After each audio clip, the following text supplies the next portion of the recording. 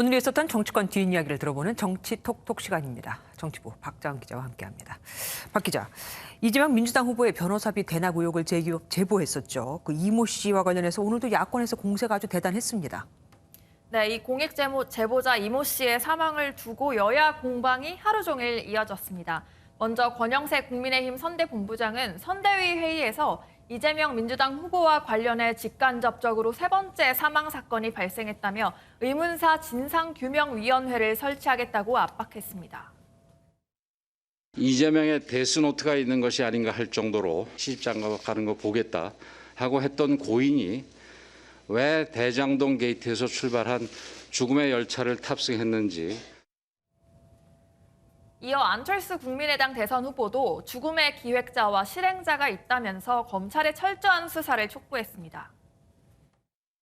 이재명 후보의 대장동 게이트를 비롯한 비리 의혹 규명에 결정적 키를 쥐고 있는 분들이 살인 멸구를 당하고 있습니다. 네, 살인 멸구는 죽여서 입을 막는다는 뜻이죠. 네, 민주당 당연히 민감했겠습니다.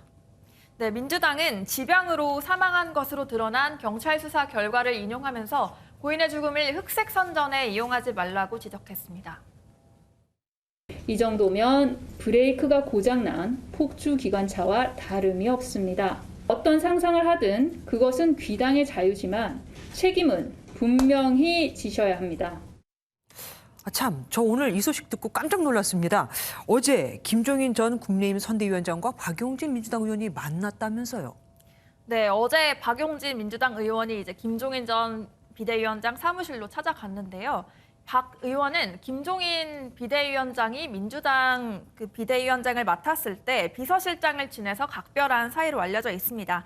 박 의원은 김 전 위원장이 야권 단일화 가능성을 낮게 봤고 민주당의 호의적인 감정을 가지고 있다면서 은근한 신경전을 펼쳤습니다.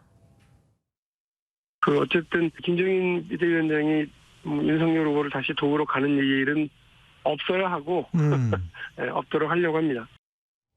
그러자 지난번 김 전 위원장을 이번 선대위에 합류시켰던 김재원 국민의힘 최고위원이 곧바로 받아쳤습니다. 정권 교체에 대한 강한 의지가 있고 그 정권 교체의 필요성을 누구보다도 공감하시는 분이라고 알고 있거든요. 예. 그런데 오면 덕담 한번 해준 거 가지고 그런 식으로. 김 전 위원장은 이와 관련해서 아직 가타부타 말이 없는데요. 자신을 내친 윤석열 후보에게 다시 한번 존재감을 피력한 게 아니냐는 해석이 나옵니다. 어쨌든 민주당 입장에서는 이재명 후보한테 도움을 주면 좋은 거고 아니더라도 윤석열 후보와 손을 잡지 못하게 하는 아주 좋은 한 수를 뒀습니다. 그리고 요즘 2030 남성구에 적극적인 윤 후보, 이준석 대표하고 경기를 관람했더라고요.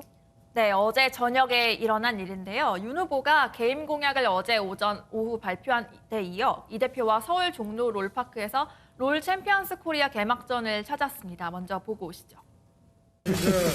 정치 안 하셨으면은 프로 게이머로 배정했을 것 같지 않아요? 아니요. 근데 이게 엄청나게 여러 가지 스킬 보유해야 돼요. 네, 윤 후보는 롤게임을 한 적이 없는데 1시간가량 경기를 이 대표와 같이 보면서 이 대표 설명을 들으면서 보니 재밌게 봤다고 말했습니다.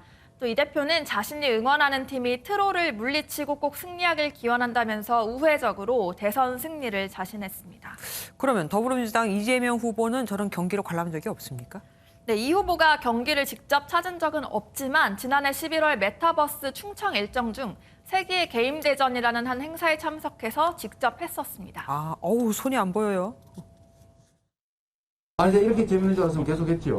네. 제가 아까 갤러그는 이 장비가 있어야 되니까 좀 어려웠는데. 네, 갤러그는 고전 슈팅 게임인데요. 당시 현장 분위기에 의하면 실력이 꽤 좋았던 걸로 전해졌습니다. 그러니까요. 저 손놀림 보십시오. 그리고 윤 후보가 여성가족부 폐지를 시작으로 단문 메시지를 이렇게 내놨잖아요. 그거를 이재명 민주당 후보도 같이 하는 것 같습니다. 네, 오늘 이재명 후보가 메시지를 내놨는데 평소와 다른 형식으로 아주 간략하게 내놨습니다. 더 나은 변화는 이재명, 더 나쁜 변화는 윤석열이라는 글인데 게시한 지 2시간 만에 600여 개의 답글이 달렸고요. 이 글은 최근 단문 메시지로 계속 공약을 전하고 있는 윤 후보를 비꼰 것으로 해석됩니다. 윤 후보 측은 AI 윤석열 프로그램을 통해 곧바로 반격했습니다. 초조해 보이십니다. 윤석열 선대본부에 메시지 기가 막히게 잘 쓰는 인재들이 있으니 교육비는 화촌대유에서 계좌이체로 네, 이렇게 이번 대선이 짧게 만들고 굵게 메시지를 전하는 쇼폼을 내놓는 반응이 좋다 보니 두 후보 모두 대선을 현재 50여일밖에 남기지 않은 시점에서 단문 메시지나 59초 영상 등으로 효능감을 극대화하고 있는 것으로 분석됩니다.